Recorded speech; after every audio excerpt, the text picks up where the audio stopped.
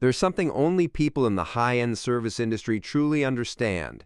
Your job isn't to make sense of a client's request. Your job is just to find the price tag for it. I mean it. I've chartered private jets for dogs, with a specific mandated brand of bottled water just for the dog.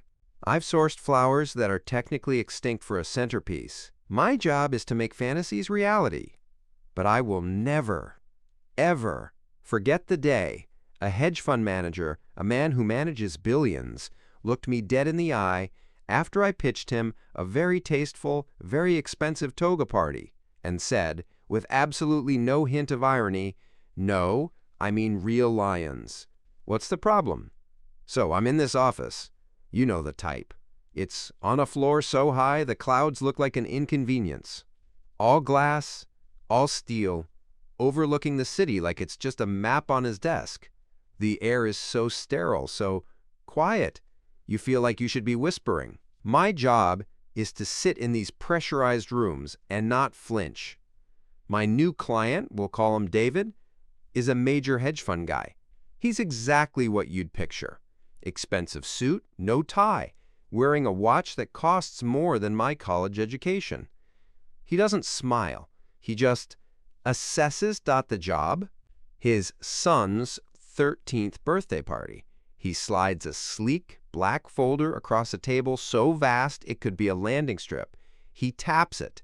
The budget is $1.5 million. Now look, I've worked with big budgets, but $1.5 million for a teenager's party, that's a get-it-done number. That's a we are not renting chairs number. That's a we are flying in the chef number. I open the folder. Inside, there's just one piece of paper, 2 words, Ancient Rome, and I am, honestly, I'm thrilled. This is my bread and butter. A theme, a budget. My mind is just exploding with ideas. I'm thinking epic, tasteful, historical. We could build columns, have a string quartet playing epic scores. We could have amazing, authentic costuming. I'm thinking we can nail this. I'm thinking this is an easy win. 2 days later, I'm back in that same glass box. I've got the full pitch deck. We're talking glossy renderings, fabric swatches, mood boards. I am selling this. Okay, David, picture this. I start. I'm in my zone. We custom make museum-quality togas for all the kids. We're not talking bed sheets. We're talking woven, authentic. We hire the best Italian caterers in the state. A flowing banquet. We'll build a stunning, scaled-down replica of the Roman Forum right in the center of the venue, with atmospheric lighting, and I'm painting the picture, and he's just staring at me. It's not the good stare. It's not the, wow, you're a genius stare. He looks bored. No, not bored. He looks insulted. He finally, slowly, puts his hand up. Stop. Just stop. The silence in the room just snaps. My smile is, like, frozen on my face. My brain is scrambling, trying to find the disconnect. Did I mispronounce toga? Did the kid hate pasta? He looks at my beautiful $1.5 million pitch deck with pure disdain. Togas, he says. Food? Are you kidding me? I said ancient Rome. I am completely, professionally, spiritually lost. I have no idea what just happened. I try to reset. My apologies, David. I seem to have missed the mark. When you say, ancient Rome, what are you picturing? He leans forward, and he starts talking to me like I'm a 5-year-old, like he's explaining that the sky is blue. First, he says, I don't want a replica of anything. Find an actual Italian-style villa. A big one. We'll rent it out for the weekend. I just nod. My pen is shaking a little. Okay, a venue buyout. Logistically tricky, a huge line item, but doable, absolutely. We can source that. I feel like I'm back on track. Second, he says, I want animals. I cut in, trying to get ahead of it, trying to show I'm on his level. Absolutely. Great idea. We can get some beautiful horses, maybe have the kids. He cuts me off, not rudely, just efficiently. Number lions? My pen stops. Just stops. I stare at him. I'm waiting for the punchline. I'm waiting for him to laugh and say, "Gotcha." He doesn't. He's just waiting. I do the only thing I can.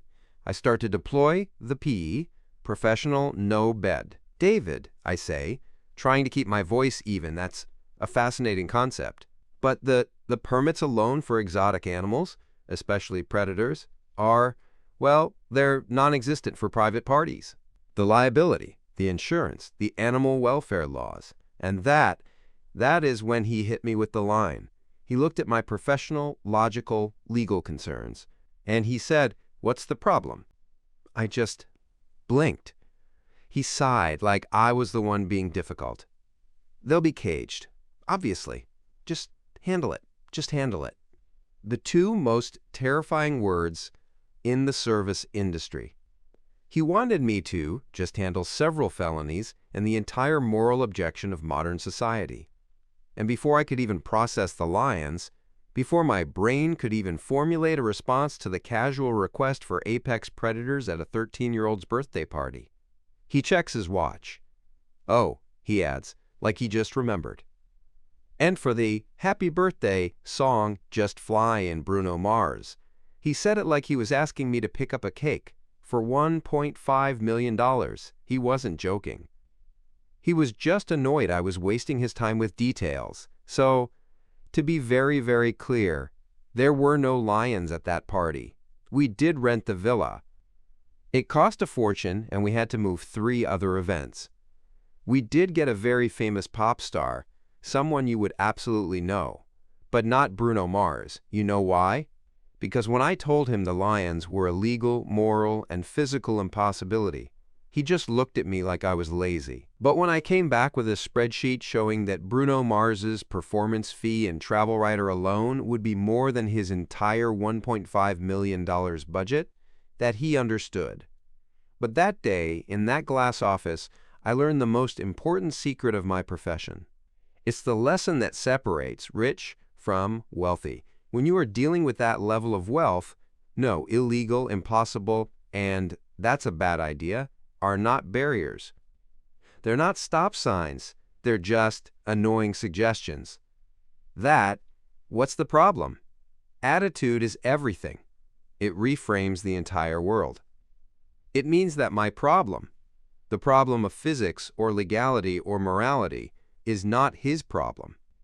His problem is that he wants something, and I, the problem solver, am failing to solve it. So here's the professional advice. Here's the insider access to my world. Your job isn't to say, "No, you can't. You will be fired." Your job is to calculate the price of the legal alternative that makes them feel like they still got their lions. You don't say, "Sir, that's illegal." You say, "An interesting challenge. The compliance, insurance, and handler package for that particular request starts at around $3 million. However, for a fraction of that, we could build an immersive 8K projection mapped Coliseum, hire the stunt team from Gladiator, and give every kid a virtual reality headset to ride a digital lion." Your job isn't to be a miracle worker. Your job is to be a brilliant, unflappable translator. You translate "I want lions" into its real meaning, which is, I want to spend a shocking amount of money to demonstrate my power, and I want you to make it happen. That's the job. You're not selling an event. You're selling the absence of no. So what's the one trade secret from your job that you wish everyone else finally understood?